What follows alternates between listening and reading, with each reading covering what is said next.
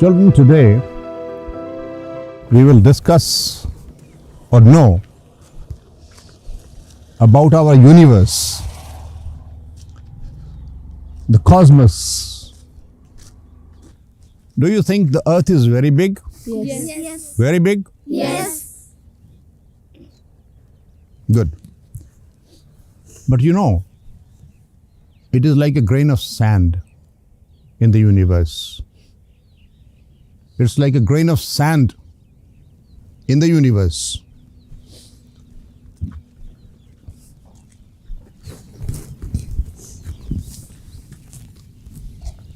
Not even this big. Not even this big. No. Very small, like a sand grain. You think that sun is very big? Yes. Very, very big, yes. But the sun is a very small star. Very small star. Star means a body which emits light. Earth is not a star because it doesn't emit light. Sun is a star because that emits light.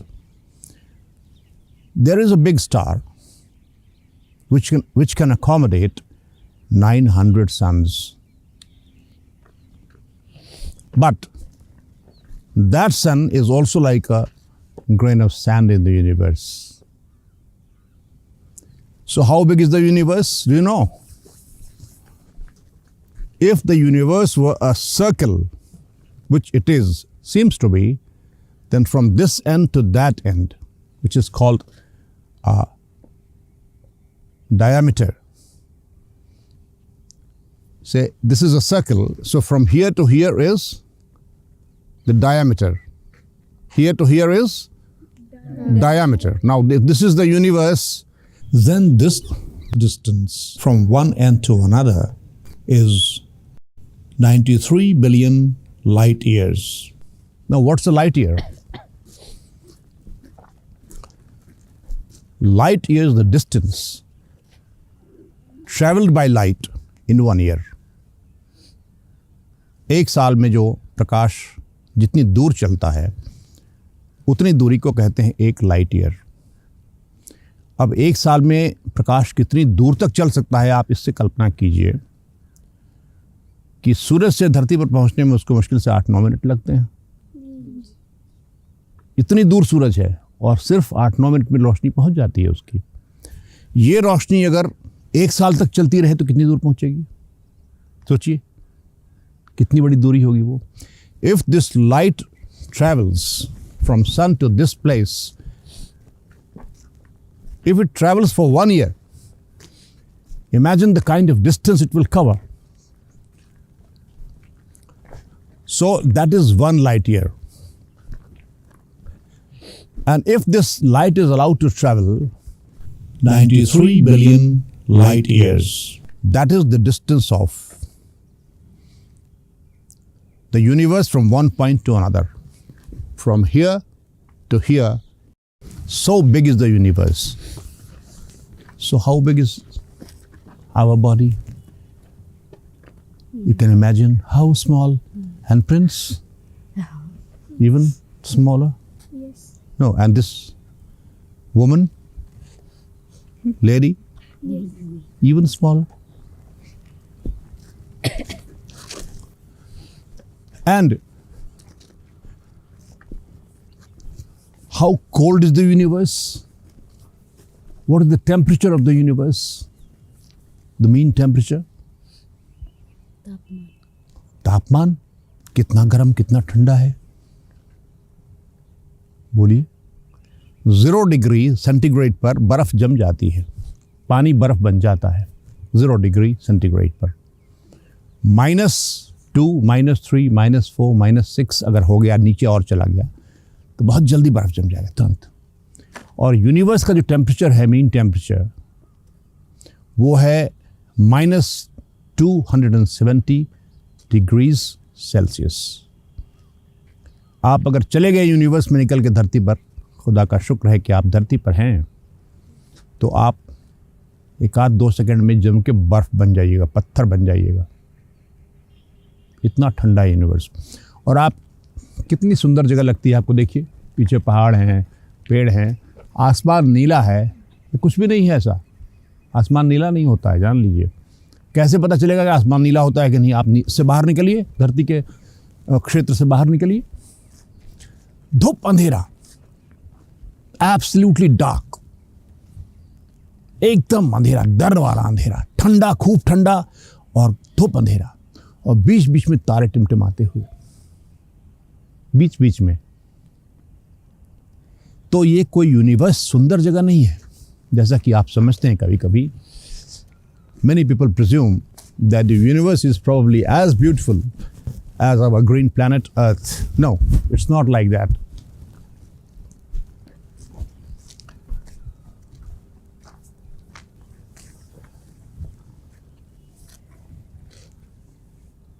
This big universe, the scientists say today, came out of what they call nothing. Nothing. Some people call it extremely dense singularity. As big as the 1,000th part of the tip of your pencil. आपके pencil की नोक का 1000वां हिस्सा, उतनी बड़ी चीज से जो दिखाई नहीं सुनाई नहीं पड़ सकती, उससे ये पूरा यूनिवर्स निकला। भगवद गीता में कैसे कहते हैं इसे? वो कहते हैं कि यह यूनिवर्स निकला अव्यक्त से। अव्यक्त यानी अनमैनिफेस्ट, जो दिखता नहीं हो, जिसको छुआ नहीं जा सकता, अव्यक्त है। जैसे ईश्वर अव्यक्त है, तो अव्यक्त प्रकृति कहते हैं भगवद गीता में उसको। वो ही कॉल्स इट अव्यक्त, unmanifest nature, which is formless. To make things clear, the scientists call it nothing, कुछ नहीं। कुछ नहीं मतलब कोई सामान नहीं, कोई चीज़ नहीं, कोई वस्तु नहीं। उससे ये पूरा यूनिवर्स निकला। और सबसे आश्चर्य की बात क्या है कि 2.5 सेकंड के अंदर टिक टिक टिक, बस इतने समय के अंदर ये यूनिवर्स ने एक फॉर्म ले लिया, विशाल फॉर्म। ये ऐसा नहीं जैसा अभी देख रहे हैं घास पत्ते ये सब नहीं, लेकिन एक फॉर्म ले लिया इसने, कंक्रीट फॉर्म ले लिया।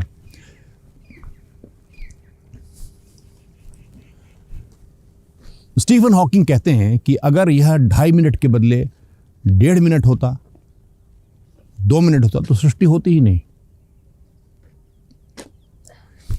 तो इसको कहते हैं the expanding universe. Big bang हुआ, बिग धमाका हुआ। वो धमाका कहना ठीक उसको नहीं है, क्योंकि धमाके में बड़ी आवाज़ होती है। और अब तक ये मानते थे कि आवाज़ जो है उसका एक मीडियम होता है चलने का।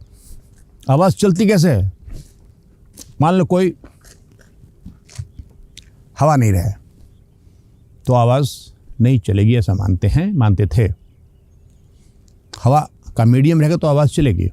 जहाँ हवा ख़त्म हो जाती है कुछ दूर के बाद धरती पर, अगर उसके बाहर जाके चलाएंगे, ए इधर आओ केशियाल, यहाँ खड़ा है, यहाँ खड़ा है, नहीं सुनेगा वो, आवाज़ ट्रेवल नहीं करेगी।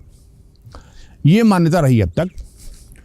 तो लोग कहते हैं, जो हमारे अध्यात्म वैज्ञानिक हैं, कि वह साउंड जिस समय सृष्टि हुई वह था ओम।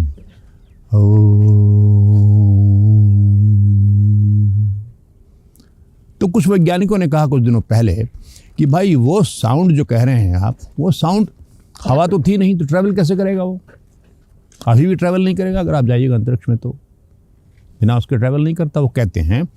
लेकिन नहीं, फिर एक नया कॉन्सेप्ट आया अभी हाल में, जिसने कहा कि साउंड को ट्रैवल करने के लिए जनरली हवा की ज़रूरत होती है, लेकिन साउंड बिना उसके भी ट्रैवल कर लेता है। यूनिवर्स में गैसेस बहुत हैं,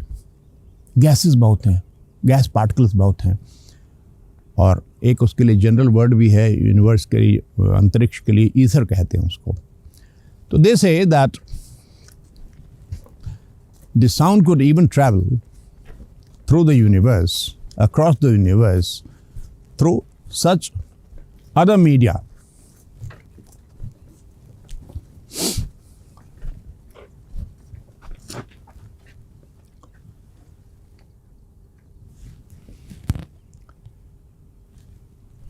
We do namaskara to sun. Why?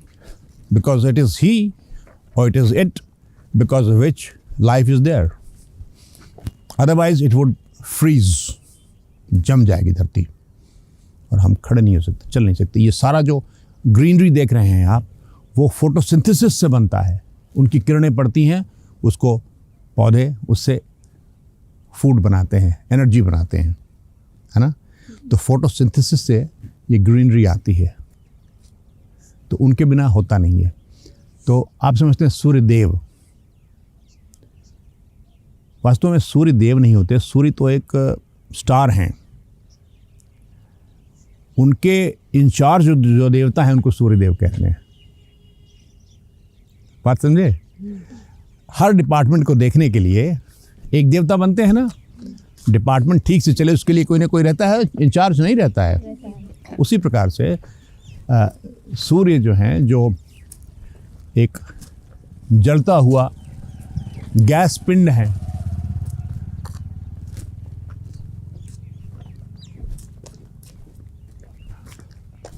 उनको हम नमस्कार करते हैं, उनको कृतज्ञता ज्ञापित करने के लिए, टू पे आवर ग्रैटिट्यूड।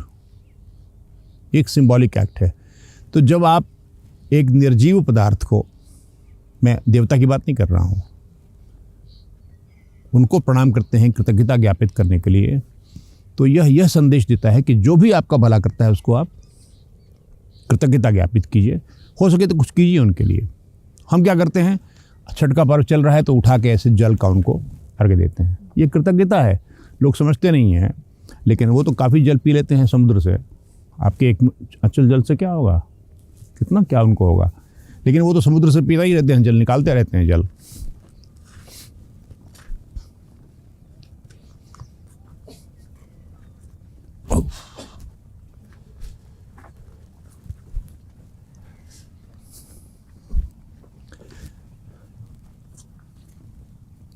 तो I wanted to tell you that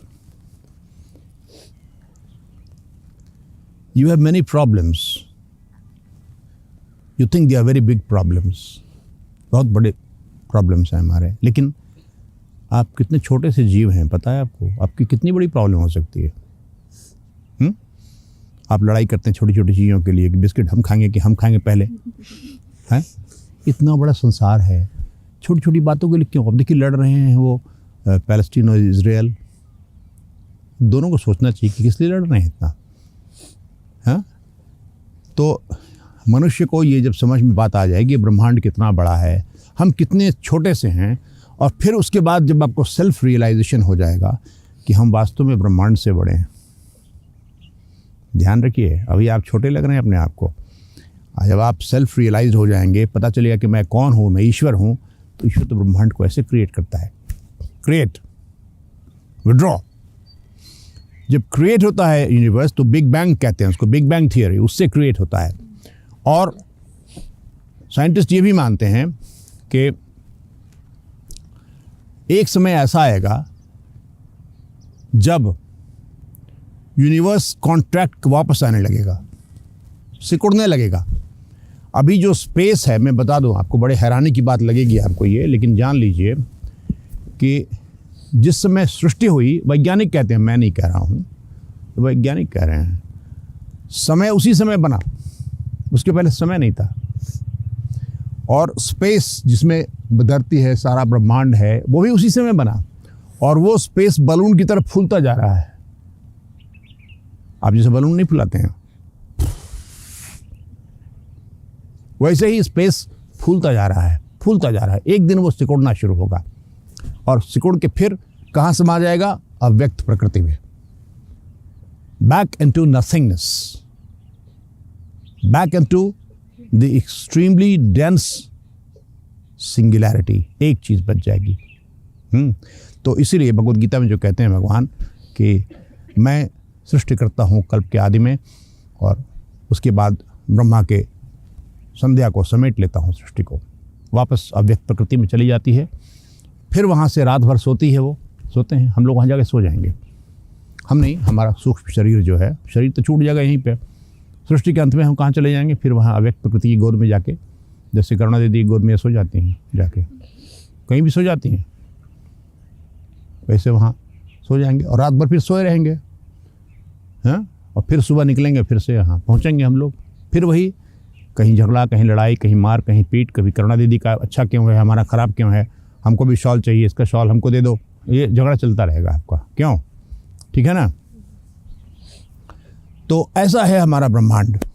और जब आप समझ जाएंगे कि मैं तो ईश्वर का अंश हूँ, ईश्वर अंश जीव अविनाशी, चेतन अमल सहज सुभरासी, तब ब्रह्मांड आपके हाथ में आ जाएगा। ब्रह्मांड एक बालू के कण की तरह आपके हाथों में आ जाएगा,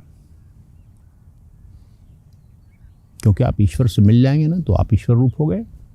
ईश्वर के लिए क्या है, वो कहते हैं ब्रह्मांड में, भगवान भगवत गीता में कहते हैं कि सारा ब्रह्मांड मेरे एक अंश में स्थित करके रहता है।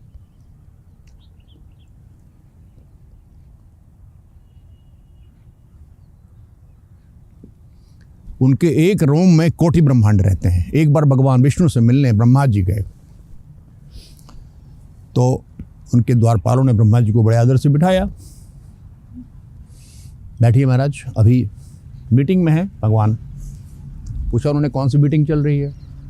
बोला कि और कई ब्रह्मांडों के ब्रह्मा आए हुए हैं, अभी उनसे मीटिंग चल रही है अभी। तो ये ब्रह्मांड हमारा जो है, इसके जो सृष्टा हैं वो ब्रह्मा जी हैं, उनको दिया गया ड्यूटी कि आप सृष्टि कीजिए। और by the way Brahma ji ने कहा, जब उनको दिया गया कि सृष्टि कीजिए, तो उन्होंने कहा कि ये सृष्टि हो जाए, तो होने लगी। तो उनको पता नहीं चला कैसे हो रहा है ये सब। तो उन्होंने पूछा नारायण से, ये कैसे होता है? बोले आप इसकी परेशानी मत बोल लीजिए, आप क्या चाहते हैं बोलिए, हो जाएगा वो। तो ब्रह्मा जी को आज तक पता नहीं चला कि मैं कैसे सृष्टि करता हूँ। ये शक्तियाँ उनकी नहीं हैं, शक्तियाँ परमेश्वर की हैं। तब ब्रह्मा जी को पता चला कि मैं अकेला ब्रह्मा नहीं हूँ, बहुत सारे ब्रह्मा हैं, अलग अलग ब्रह्मांड हैं। और इसीलिए अब नई थियोरी साइंस जो डिस्कवर कर रहा है वो इससे मेल खाती है। वो क्या कहती है? वो कहती है कि यूनिवर्स मत कहिए, यूनि मने एक, यूनि मने यूनि मीन्स वन, और मल्टी मीन्स मैनी। तो यूनिवर्स कहिए, मल्टीवर्स कहिए, अनेक ब्रह्मांड, उसमें से एक हमारा ब्रह्मांड भी है। इतना बड़ा ब्रह्मांड, ऐसे असंख्य ब्रह्मांड हैं जो ईश्वर के रोम रोम में वर्तमान हैं। समझ में आई बात? इसलिए जो सेल्फ रियलाइजेशन की बात थी, अपने आप को रियलाइज कीजिए। अभी आप बहुत छोटे हैं, जब तक रियलाइज नहीं होते हैं, रियलाइज होते हैं तब आप बहुत बड़े हो जाते हैं, उस ईश्वर के अंश हो जाते हैं जो रोम रोम में कोटि कोटि ब्रह्मांड रखता है। और उसके बाद भी कहाँ तक सत्ता उसकी है ये पता नहीं किसी को, ब्रह्मा को पता नहीं, शिव को पता नहीं, किसी को पता नहीं कहाँ तक सीमा उनकी है। आप ये सोचेंगे कि भाई वो जो ईश्वर हैं वो तो किसी मंदिर में दिखते नहीं, हम तो जानते हैं हनुमान जी को, हम तो जानते हैं शिव जी को, हम तो जानते हैं फला जी को, फला देवी को, फला देवता को।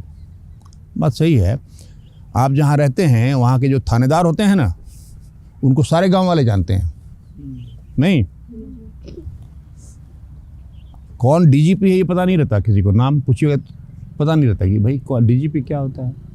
अच्छा मान लीजिए जानते हैं डीजीपी होता है, डायरेक्टर जनरल ऑफ पुलिस, तो उसका नाम क्या बोलेगी? तो नहीं पता हमको। एसपी का नाम भी पता नहीं रहता हम लोगों को, सुपरिटेंडेंट ऑफ पुलिस का। वो पता रहता है कि थानेदार कौन है, यहाँ के थानेदार बाबू कौन है। ये गाना गाती है बलम थानेदार, सुना आपने? हैं? जरा सुनाइए तो, बलम थानेदार सुनाइए। बड़ा अच्छा गाना लगा हमको सुन के, बलम थानेदार। वाह, गाना ही इस पर बन गया है, सोचिए। हैं? तो जब थानेदार बलम बन जाए हमारा तो क्या कहना है? तो लोगों ने क्या किया है कि देवी देवताओं को अपना बलम बना रखा है, पकाते रहते हैं बलम बलम बलम बलम। और जो सारे बल का स्वामी है उसको जानते ही नहीं कि है कौन वो, क्या भाई, है ना? तो उनको जानिए कि वो क्या है, ब्रह्मांड क्या है, ब्रह्मांड की क्या बिसात है। अर्जुन को कहते हैं भगवान, अर्जुन तुम जान जानकर क्या करोगे, बहुत हो गया। ऐसे कितने कोटि कोटि ब्रह्मांड मैं अपने एक अंश में धारण करके रखता हूँ। इतना जान गया वो काफ़ी फिलहाल है। चलो आगे लड़ते हैं हम लोग। हरि शरणम।